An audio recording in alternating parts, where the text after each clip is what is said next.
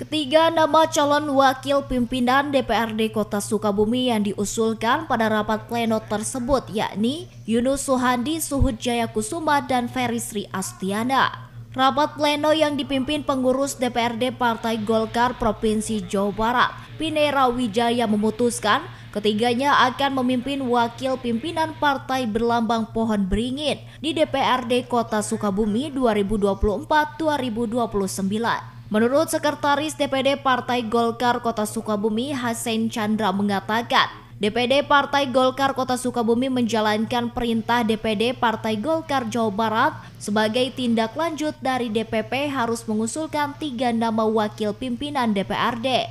Dan berdasarkan musyawarah pengurus dan mufakat didapatkan 3 nama dari Partai Golkar yang akan mewakili pimpinan di DPRD Kota Sukabumi Oktober 2024 mendatang. Partai Golkar Kota Sukabumi telah musyawarah mufakat dan menyepakati 3 nama tadi, yakni Pak Yunus, Bu Ferry, dan Pak Suhud untuk diusulkan ke pusat melalui DPD Partai Golkar Provinsi Jawa Barat. Saya kira itu intinya, jadi kita menjaring bakal calon selesai sesuai dengan tahapan-tahapan yang telah dilalui dan berakhir dengan rapat pleno hari ini.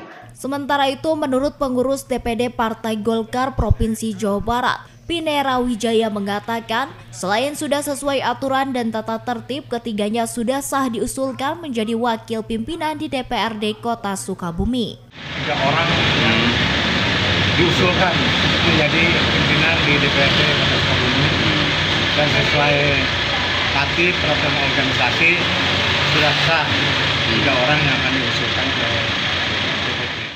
Sementara itu, selain pengurus Partai Golkar Kota Sukabumi yang telah diusulkan dan ditetapkan menjadi wakil pimpinan di DPRD Kota Sukabumi, DPD Partai Golkar Jawa Barat juga telah mengusulkan 3 nama pengurus Partai Golkar Kabupaten Sukabumi untuk mewakili di DPRD Kabupaten Sukabumi.